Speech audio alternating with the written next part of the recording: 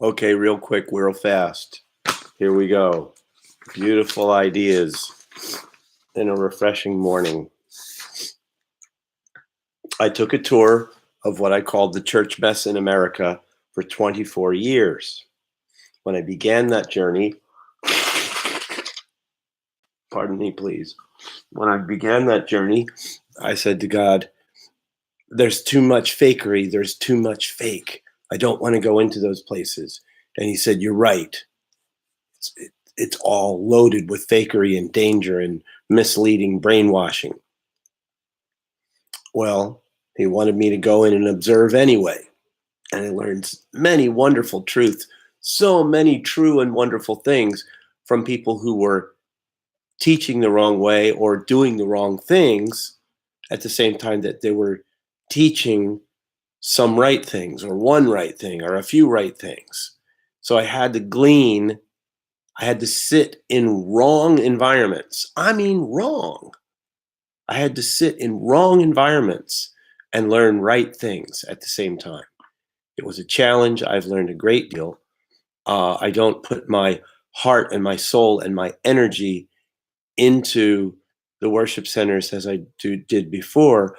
I put my heart, soul, and energy into building family, building a brand new family tree, and supporting the worship centers with a great communion group that really knows its stuff, that's well-rounded, and is not just waving the flag of one doctrine.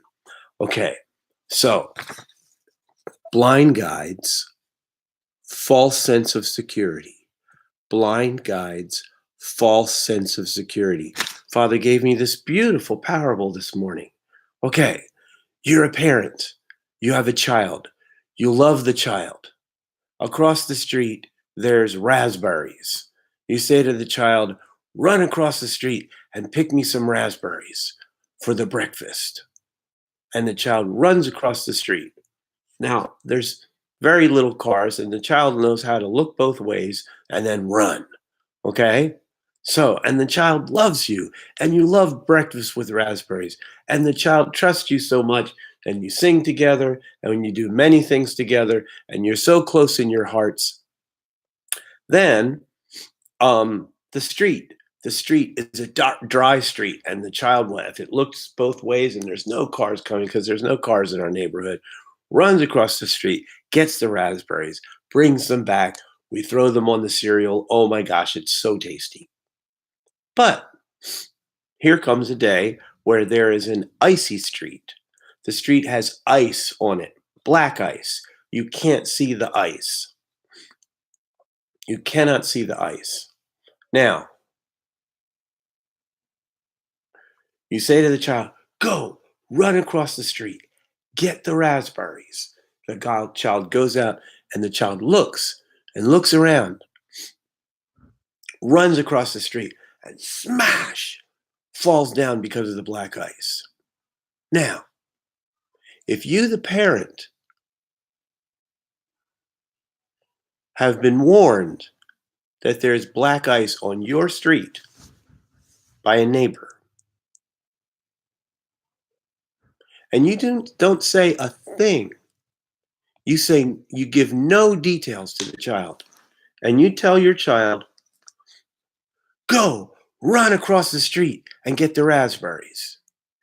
You are giving that child a false sense of security. And that child trusts you because you have breakfast together and you have a close relationship and you've had all of these nice experiences together. When there is danger,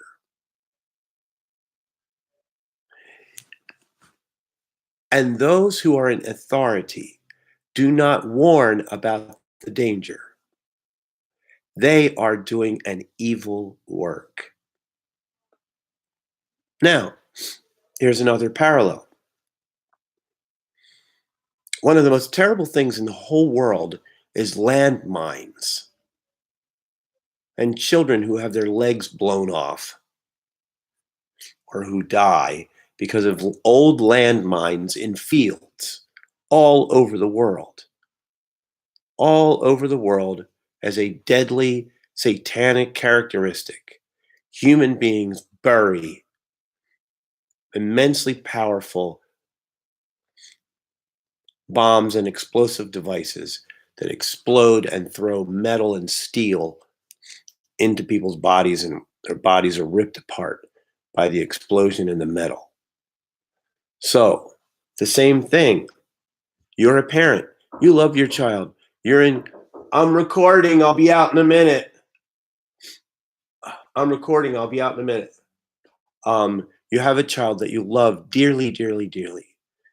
And you tell that child, run out into the field and go get these things. Well, obviously, if the field is not full of landmines, you want the child to run and to go through the field.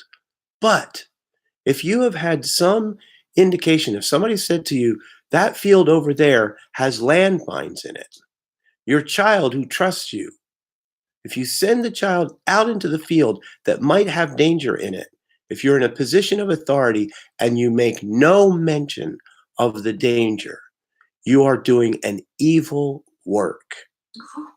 And this is one of the biggest problems in Christianity. The Christianity that I grew up in and lived in for 61 years has in it principles that we can apply to our lives that keep us out of danger. And I am telling you, I'm beginning a brand new family tree where we talk about the dangers as well as the benefits of going into the spiritual life with Jesus. Satan will increase his ability to fool around with you. He'll get more sneaky. He'll put a Jesus t-shirt on and send you in a direction that feels like spiritual wisdom, but the Holy Spirit is actually waiting around trying to say to you, here is the wiser way, get in it. That's why we want to come together in communion and get discernment for the business decisions and the relationship decisions in our lives in a collective way. Because in Acts 13, we see that the Holy Spirit wants to speak to us as we're loving God, as they were worshiping and loving God and loving God. He said to all of them, hey, those two guys over there, send them out. And everybody was amazed, saying, oh my gosh, did you hear that? Yeah, I felt that too. They're supposed to go away and go to a special place. So that's our morning check. Do not be a blind guide and do not give a false sense of security, but understand the dangers of the spiritual life as well as all the sweet pleasures of eternity and the gift of the Holy Spirit. Good stuff. Yippee. Talk to you soon. So, good morning. Who publishes this? Hmm? Who does this get published to? It's just my YouTube channel. It's your what? My YouTube channel.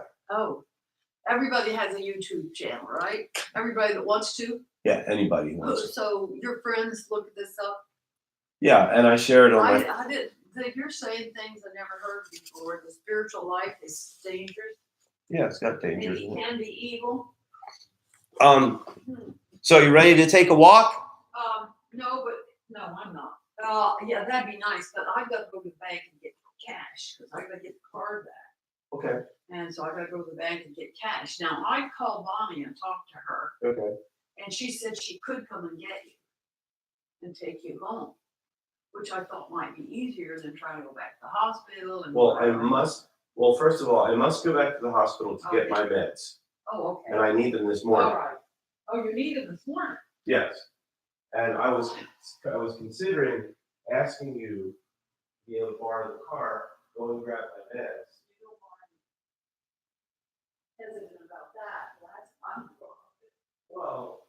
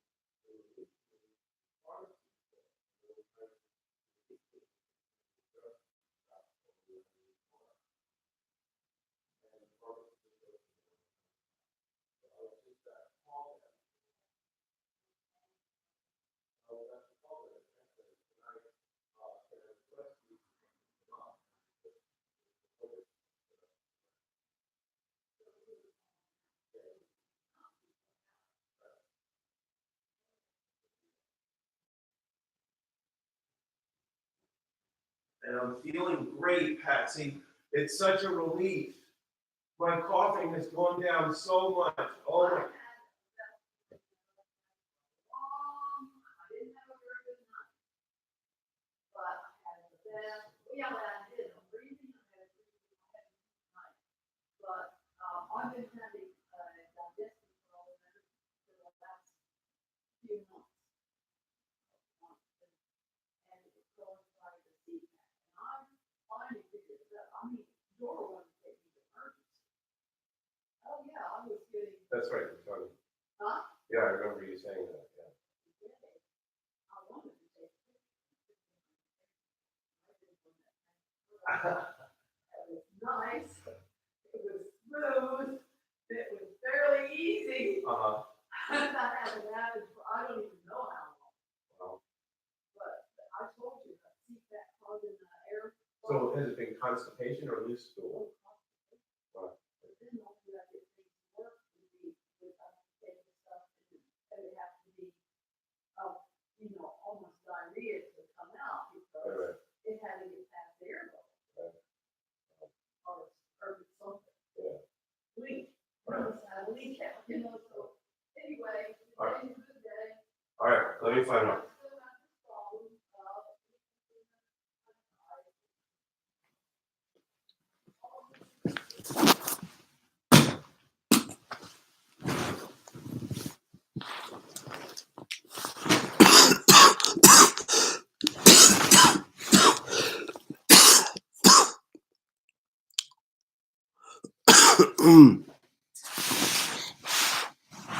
Oh my goodness.